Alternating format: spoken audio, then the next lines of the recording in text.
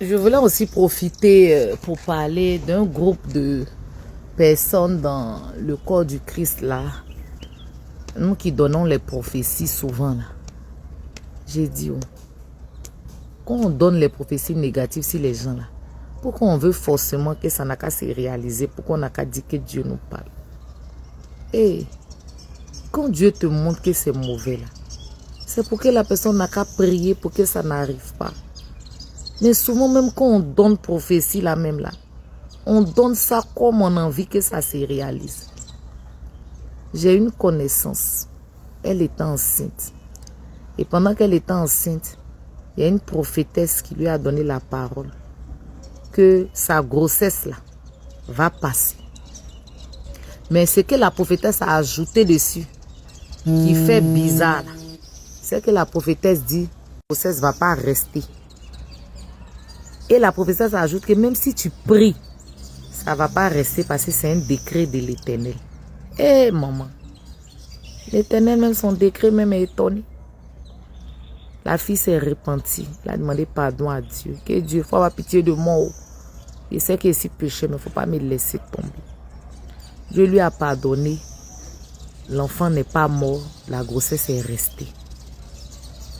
Elle et puis la prophétesse, ça s'est devenu bizarre entre les deux. Maintenant, prophétesse, pourquoi tu veux forcément qu'on n'a qu'à dire que Dieu t'a parlé? Est-ce que vous voyez un peu l'orgueil qui est dedans? C'est-à-dire, Dieu nous parle, non? Et puis on prend la parole de Dieu pour faire comme pour nous. Vous allez dire que c'est les gens d'aujourd'hui, mais c'est arrivé même à Jonas. Dieu dit, il faut aller, je vais détruire le peuple de Ninive. Jonas est parti dire. Le peuple s'est repenti, Dieu n'a plus détruit. Jonas dit, pourquoi? Quand est-ce qu'on va comprendre que nous sommes que des canaux, que Dieu peut nous utiliser pour dire quelque chose et puis ça ne va pas arriver? Dieu peut nous utiliser pour dire quelque chose et puis il va changer parce que la personne même là va prendre les dispositions qu'il faut si c'est négatif. La Bible dit, je dis, suis une nation que je vais la bénir.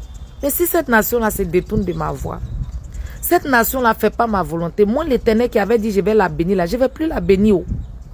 Mais j'ai dit aussi, c'est une nation que je vais la frapper.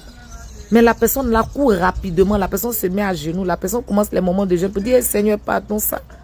Voilà mon tour ici. Là, si tu veux me frapper, là, mais il y a quoi sur moi que tu as frappé? C'est mon tour, tu as fini. Que pardon. Et puis Dieu a pitié. Pardon, ne prenons pas nos paroles pour faire parole de Dieu forcée. Ne prenons pas les paroles de Dieu comme si nous, là, on est les dépositaires de Dieu. On est les gens qui dorment avec Dieu. On est les amis intimes du Seigneur. Que mon ami est intime, oh. Jésus, mon ami intime, oh, c'est le Saint-Esprit. Eh, faut pas on va faire comme si on est trop amis avec Dieu. Faut pas on va faire qu'on est trop parrain Dieu. Parce qu'aujourd'hui, c'est cette amitié-là, cette intimité-là qui nous a donné ce genre-là, où on a l'impression que Dieu ne peut pas prendre décision sans nous. Si Dieu prend décision, là, que nous on a interféré, là, c'est ce que nous on dit, là, Dieu va faire. Eh, pardon, on a qu'à être humble. Vraiment, on a qu'à être humble. Aujourd'hui, Dieu a fait grâce. La grossesse est restée. Bébé même a grandi. Ça a gâté la relation, elle et puis la prophétesse. Pourtant, c'était sa bonne fille. Vous avez vu? Ça ne veut pas dire que Dieu n'a pas parlé à la prophétesse. Parce qu'elle-même, elle a dit que quand elle était enceinte, elle a vu des signes plusieurs fois que la grossesse était attaquée. C'est ce que la prophétesse a ajouté là qui ne vient pas de Dieu. Sinon, elle pourrait dire, voilà, Dieu m'a montré que tu as perdu l'enfant, mais restons en prière. En priant même, là, elle pouvait perdre l'enfant même. Moi, au moins, elle allait sentir que la prophétesse l'a accompagnée. Mais la phrase même, elle est venue ajouter dessus, là, pour dire, parce que si Dieu voulait, Dieu voulait enlever l'enfant, c'est pas certainement qu'il y avait un jugement quelque part. Elle a posé une nation que Dieu n'a pas aimée, Dieu voulait la frapper. Mais la même personne qui a posé action que Dieu n'a pas aimée, là, peut poser action que Dieu va aimer. Il y a des hommes de Dieu qui ont vu des gens, l'Esprit de Dieu me dit que tu vas mourir.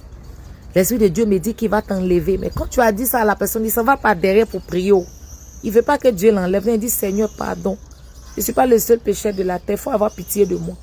Tout ce qui est mauvais là, j'ai fait. Pardonne-moi. Mais il y a un qui dit que lui, il est saint. Il tape la poitrine, il dit, il est saint. Jésus même nous a dit dans sa parole. Lui qui a dit, Seigneur, voilà mon pécheur. Je suis là, pitié de moi. Dieu même lui a fait miséricorde. On n'a qu'à doser un peu dans nos affaires de prophétie là. Il n'y a pas quelqu'un parmi nous qui doit être Dieu. Il n'y a pas quelqu'un parmi nous qui est camarade de Dieu. Il nous appelle mes amis, mais ça ne veut pas dire qu'on est son ami. Il nous appelle mes amis, mais ça ne veut pas dire qu'on est son ami. Il fait grâce à qui il veut.